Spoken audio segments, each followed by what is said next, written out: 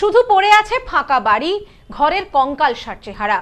SIR আবহে বাড়ি থেকে উধাও প্রায় 100 জন। চাঞ্চল্য মধ্যমগ্রামে।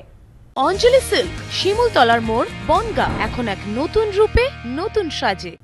অবাক করা ঘটনা। পরপর কঙ্কালসার চেহারা নিয়ে দাঁড়িয়ে রয়েছে ছোট ছোট বাড়িগুলি, যার গা থেকে খুলে নেওয়া হয়েছে সবকিছু। এখানে যে মানুষগুলি থাকতেন আচমকাই নাকি কর্পূরের মতো উবে গিয়েছেন। হ্যাঁ, এমনই অবাক করা ঘটনার কথা বলছেন এলাকার মানুষ। স্থানীয়দের অনুমান, এইখানে ফাঁকা মাঠে জমিতে ভাড়া নিয়ে ঘর বানিয়ে বসবাস করতেন প্রায় 150 থেকে 200 পরিবার। এসআইআর চালু হতেই এক এক করে চলে যেতে থাকেন তারা। এদিন এলাকায় গিয়ে দেখা গেল পুরো এলাকা কার্যত ফাঁকা, কেউ কোথাও নেই। তবে এখানে যে মানুষ বসবাস করতেন তার চিহ্ন স্পষ্ট। লোকজন ছিল, চলে গেছে এখান থেকে। হঠাৎ করে কেন চলে গেল কি জানা গেল না, ওরা বস্তি ওর সব বাংলাদেশের, তো ওই জন্য চলে গেছে। এসআইআর এর আতঙ্ক, তার জন্য এখান থেকে বেরিয়ে গেছে। আমাদের কি বলবো, এখান থেকে চলে গেছে এই পর্যন্ত। আপনারা তো জানতেন যে বাংলাদেশ থেকে এসেছিল এরা মূলত, তাই তো? ওরা এখান থেকে বাংলাদেশ থেকে সব এসে এখানে বস্তি ছিল, বুঝলে। আচ্ছা, তারপরে ওরা এখান থেকে বেরিয়ে চলে যায়। কোথায় গেল? বাংলাদেশেই বাংলাদেশেই বেরিয়ে গেছে।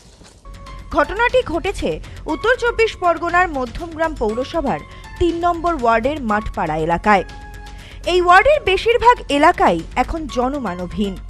সবাই ছিল, প্রায় 1 মাস হয়ে গেছে, 1-2 মাস। আমি এখন এবার কিছুদিন হচ্ছে আমি এখানে এসেছি, আবার ওরা চলে গেছে, এসে দেখছি। এবার কেন গেছে এবার সে তো বলতে পারবো না। এরা কোথা থেকে এসেছিল? কোথা থেকে এসেছে তা তো বলতে পারবো না।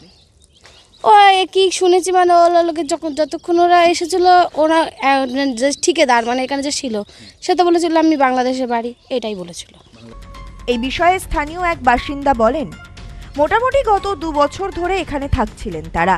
কাগজ কুড়িয়ে বিক্রি, অর্থাৎ বাঙালির কাজ করতেন। কাগজ কুড়িয়ে বিক্রি করতেন। এলাকারই এক বাসিন্দার কাছ থেকে জমি ভাড়া নিয়ে ঘর বানিয়েছিলেন।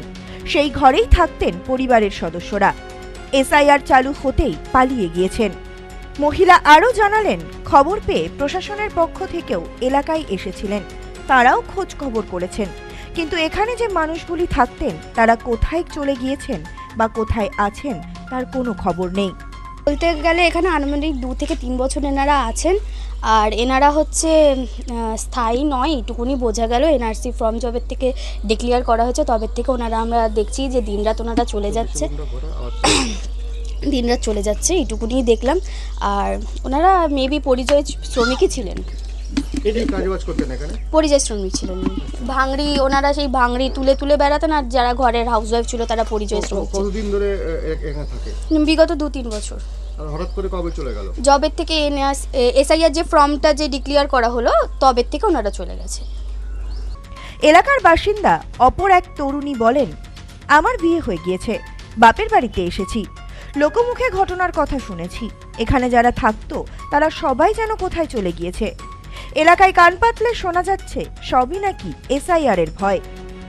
কোথায় গেল রাতারাতি এখন আমি বলতে পারবো না কোথায়। Sampriti guest house, hotel and restaurant. সমস্ত আধুনিক সুবিধাযুক্ত AC double bedroom, standard double bedroom, twin bedroom, deluxe double bedroom. আমাদের হোটেলেই রয়েছে বাঙালির খাবার সহ মাল্টি কুইজিন রেস্টুরেন্ট। শহরের মধ্যে অথচ সম্পূর্ণ নিরাপদ পরিবেশে থাকা খাওয়ার একমাত্র ঠিকানা Sampriti guest house, hotel and restaurant, Chakdah road, টবাজার, বনগাঁ। ফোন 03215257603।